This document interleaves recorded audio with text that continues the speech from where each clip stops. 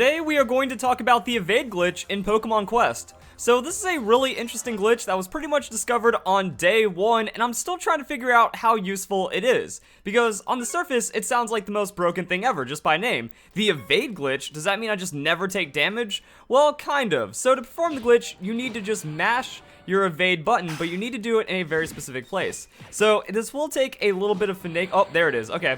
So whenever you're doing this, as you can see, it's just refreshing, and then the button itself has an outline that's just kind of flashing. That's really all there is to it. So you can either do it in this corner right here, or you can do it on the actual corner of the button itself. And the fun thing is that even if you miss, like say you evade, and then you're still trying to find it and you miss, you can find it. So as long as you're touching the edge of the gray block, or even the edge of the orange block, you're going to be able to do it. And as you can see, it's not too hard. That if you're just mashing, you just find random places where it works. So I don't understand what kind of oversight made this happen, but yeah, it's fairly forgiving. So if you're just hearing about it like on a guide or something, like someone said if you mash the top left corner of the screen. So I was like, wait, what? Like, I don't think this pause button is going to be it. So was it like the edge of the pause button or something? So I was like trying to figure out like where's the specific spot. And some people talk about it being like a precise pixel or something. It really isn't, so that's going to pretty much be how you perform it. But the question is it useful? Because Pokemon Quest is a very interesting game in that you can't control anything, and the only amount of control that you have is individually selecting moves, or if you put it on auto, that just goes away. So all you can do is reposition with Scatter. Now, the thing about Scatter is that they just run off in random directions, and for sometimes it's just not even useful. Like, look at Chansey right here. Chansey's always going to scatter into that wall, so if you get blocked in a corner, Scatter is going to be very useless, which is why the infinite Scatter glitch can be fairly useless if you're in like a certain situation, or you could try to like use the scatter glitch to not get yourself in that situation. And the idea behind it is your Pokemon have natural healing over time, or potentially healing abilities. So if I just never want to die, I'll spam soft boiled on my Chansey just like that, and then I'll just try to keep mashing and then performing glitch till Chansey's at full health. So what this does is say my Alakazam faints, well now I can actually use Chansey to run away, heal it up to full, Alakazam gets revived, and then maybe play it that way. Also, it's good for buying your time on status conditions, that if you have like a team buff and you also have the stone that buffs your team whenever you use a status, that's going to be pretty useful as well. Now the funny thing is, I recorded this video about a week ago, but I never found a good time to publish it because I found a lot of the other guides, like getting a legendary Pokemon, trying to get Mew, all the other gameplay and stuff, my shiny Pokemon. I found that more important than this glitch, but over time, I feel a little better about it. Like, for the most part, my opinions are the same throughout this video, that it's going to be fairly useful in some situations, that a lot of my first clears did come from actually using this glitch, but at the same time, they might not have been necessary, and if you over-rely on the glitch, it's actually going to screw you up, and then you can end up losing off of that. And then sometimes there's just situations where it's impossible, where it changes absolutely nothing. But I wanted to cut this part in on the video because talk about team compositions, if you have a bulk up mon, if you have a share stone defensive Pokemon, then this becomes a lot more powerful. Because if that bulk up Pokemon can stay alive through just sheer force of will, like if it has hit healing, so my concept of this was if you have a sustaining Pokemon. If the sustaining Pokemon can get distance, heal up, and then the Pokemon comes in, gets like a hit healing attack, and then goes back up with full health, that's going to be pretty good. Now, if you abuse this glitch and then you have bulk up next to it, or a Pokemon with Harden, or some kind of defensive boost, that means there's a less chance that when you revive, you're going to get instantly one shot and put back into a Pokeball, so that means you can actually get the damage. So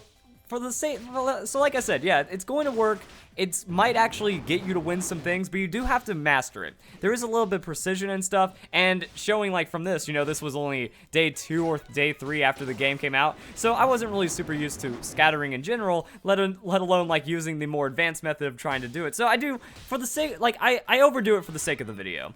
Throughout this video, you're going to see, like, yeah, there may be times where I didn't need to do it, and I still could have won, or that was misusing it. So it's all about technique. Eventually, you'll develop a better usage and a better sense for it, and against harder bosses, it will be very effective, but then there's just some times where it doesn't matter. Like, when you get to Happenstance Island, you're going to learn that Farfetch'd, that's a raid boss.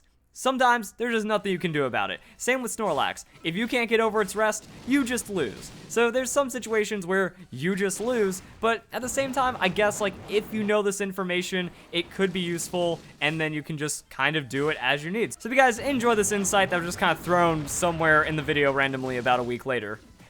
But there are some problems with this that kind of happen once you get into the late game. So for the mid game, to help get over the grind, because this is a very grindy game with a lot of just hard walls of grind that you need to get over. For example, like I got stuck at Worlds 4, 5, and 6. 7 and 8 weren't too bad, but then 8 and 9 still took a little bit of grind to get over, and Mewtwo is effectively an RNG boss of freeness. Maybe the scatter glitch actually is more useful on the Mewtwo boss, because whenever he charges up his move, if your scatter's on cooldown, then you can use it again. Well, here's where things are going to stop working for you when you go to Happenstance Island. Because one thing you're going to notice about Happenstance Island when we get in is that there is a timer. So you only have a set amount of time to defeat a level on Happenstance Island, and there it is right there. So if you're really struggling, if you're trying to cheese this with a very underleveled team, pretty much just reviving, chipping in a hit, and then having a Pokemon run away until your Pokemon revives and chip in a hit, you actually will probably run out of time and not be successful on this Happenstance Island clear. Now another thing is you will need a very specific team composition or very specific Pokemon to actually make this work. That if you just have a regular team without any healing and some okay attackers and some okay tank Pokemon, like if you just have a really balanced team, like you don't have any high priority offensive Pokemon, you don't have any Pokemon with healing or status, it's pretty much just going to be a useless glitch for you, and that's going to be a big problem. Now here's the thing, the first time I beat Happenstance Island level 2 was actually through use of exploiting this glitch because it worked when I needed to. Ironically, it tells you how to use the scatter button right there, so you will need the proper team composition. With my Chansey, Soft Boiled just heals for like 900 health whenever I use it, so that's why you can flee and use the Soft Boiled, and then Psycho Cut just doing all that damage is going to be incredibly useful. So if you don't have a hit healing Pokemon, then you're kind of screwed. Also, it is about that team composition. If your team composition is too balanced, or you don't have the right Pokemon with the right moves, well, you're just going to scatter away from each other, and then you're going to get hunted down by a strong Pokemon and KO'd. Like, I feel like the Alakazam in the top left, you know, say I'm not, also you do have to be wary of your moves. So your Pokemon become, like, not visible off screen, and that's going to be a very problematic thing. So you also have to keep it off auto, which means you pretty much need to keep your cursor here. You need to be spamming that, but you also need to be using moves, because if a Pokemon gets on you, you need to be able to hit to keep that Pokemon off of you, or do damage, or healing, and it's all about if that Pokemon is fainted or not, because it's like, okay, there's my Chansey, there's Soft Boiled, but this is why it's problematic. So now my Alakazam is wandering into a wall, has no idea where to go, because he's kind of pinned between two fights. Wants to help out Chansey, but also wants to help out Alakazam. Now, since both of my actually, that's the wrong Alakazam. See, and another thing is you do have to pay attention to the colors, which could get a little weird. So finally, I locked onto something, and yeah, we eventually won. So you just have to be kind of blindly throwing out moves and hope they work, which is why ranged moves are going to be a little more efficient. That's why I really like my Psycho Cut. Psycho Cut, I have the 2x on it, so I send out 2 attacks or 2 instances of Psycho Cut. That's gonna be good to go. So with this, just going to kind of keep spamming it. So another thing is, you have to put your cursor on it and then you just mash A. So for people that have a smart device, when that becomes available, or people trying to use a touchscreen, that's not the way you do it. You just need to mash it once you get your cursor there, and that's why you can also switch between. So now Chansey's in the safe spot, I can mash Soft Boiled right there, Alakazam can use those Psycho Cuts, and this is where I can just kind of fight it out, but things, they get scattered, it's hard to figure out what's going on, so it can be a detriment if you are just mashing it randomly, which means you actually have to do strategy in performing this what sounds like a super broken glitch. So at least there's that to it. Another thing that you have to be aware of is like when Pokemon faint. So now that my Alakazam is down, it's like, okay, how do I keep my other Alakazam from fainting? How do I keep my Cleric Pokemon from not fainting? That's going to kind of keep everything together. And then again, you do have to be wary of keep using the moves. So there is a lot of like X, Y, A, B movement that's kind of making this work. But now we can see a problem. I spent so much time screwing around to demonstrate this for the video that we're out of time almost. So yeah, Alakazam's doing that. I'm going to set it to auto to maybe get some attacks in there. So you waste DPS, half the time's over, not half of the course has been cleared, and that can be very problematic if you're trying to work your way up to Happenstance Island. Now this is also going to have more effectiveness against certain bosses as well as certain layouts of the land, that if you're actually going into something that has a lot of corners, like in a cave, you're pretty much screwed. So actually what I need to do is I need to get Chansey. Well, Chansey's burned, so Chansey's down to burn, which is now where it's like, oh, do I run away? Do I not? Do I need to keep my DPS up because of the timer? What do I do in this situation? But if I keep attacking, then that's going to be good for the healing, and then there's a substitute out, so it's like, do I try to dodge whenever the substitute goes off? I'm spamming now, which is kind of showing the effectiveness. So again, it can be useful, but as a rule of thumb, try not to. Also, I can use that to kind of run away from the substitute's effective range. Chansey's back in, so I can Soft Boiled on the Chansey, come back into this Alakazam. So it is a very active style of play that kind of works. And another thing I do want to note is that if you have a Pokemon with Aqua Ring, Recover, Soft Boiled, anything that heals that Pokemon, you're going to want to be very careful about that, because if you use that move, it kind of roots you in place. So that means once I use it here, well, I need that healing to survive these hits, but I'm also not able to leave until the move completely finishes, and then I can run away. So it's a mix of buying time, not getting run down. If you back yourself up into a corner, well, then you're also going to have a pretty bad time. Oh, that Alakazam is looking pretty hurt, and see, now you can get routed. So if two other ones pin you in a corner, then you're pretty much dead. So there's a lot of things that end in you're pretty much dead if you do it incorrectly. So it sounds like a super busted, awesome glitch. Like, oh, and then another thing is like, look at this Alakazam. So I need to come in at the right time, use that Psycho Cut, get the hit in, and then get my healing. But I just ate a Flamethrower, and I'm dead anyway. So despite trying to exploit this glitch in a decent way, also I was out of time anyway, so it was pretty much done.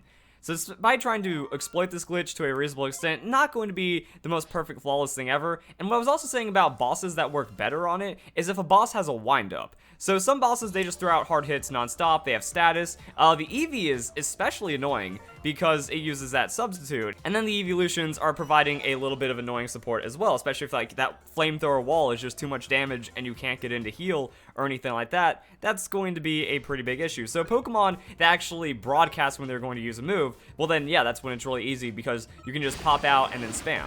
So one thing that works is just kind of like keeping in the right spot. So once again, just kind of doing it in. It's sometimes it takes a little bit of work because the C-sticks on the Joy-Con aren't the most like effective things ever. But yeah, by just running around. Also, I wasn't in auto, so this might just be a wipe. Because I wasn't set up properly, and I was you also have to be aware, because if you're using too much time fleeing, well then, now I'm set up, and now my Pokemon aren't in the right position. I don't know where Chansey is anymore. Chansey's hurt. Well, now Chansey, Alakazam and them can't get in to help Chansey, so Chansey faints, and that's a pretty bad situation right there. So Pokemon broadcasting it, that's going to be better to just spam and get out.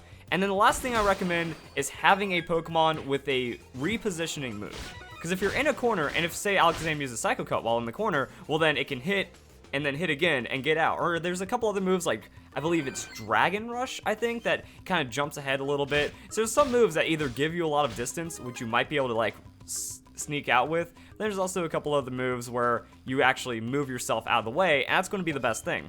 So just throwing all the random Pokemon together, not going to work. Having reposition, having hit healing, having a healing Pokemon, and just being smart about using it against the right Pokemon that are going to be charging up moves like this, you're going to be good to go. And as you can see, all you have to do is just hit the up button. So on the left Joy-Con, you hit up, that takes you out of auto, you put it away, and then that's going to let you auto-activate all of your moves. So be aware of cooldowns, be aware of all that stuff. That's kind of it. So fairly useful, fairly easy to screw up. Chansey's just dead. Because well, I guess it was tanky enough to survive, which is nice. But overall, that's going to be it. Will Alakazam get the hits in? So yeah, there is a good amount of luck right there. Ooh, can I run away enough is the question. Now I need to go to Alakazam, and it didn't work. So that's not quite where my power level is. I've only beaten it once, and that was like in the perfect scenario. So it's not going to give you any good scenarios. You just kind of have to hope that it works for yourself, and then maybe spam it just right to buy yourself some time. And that's going to be it. So guys, enjoy the video. Hope you all have a nice day. Thank you very much for watching.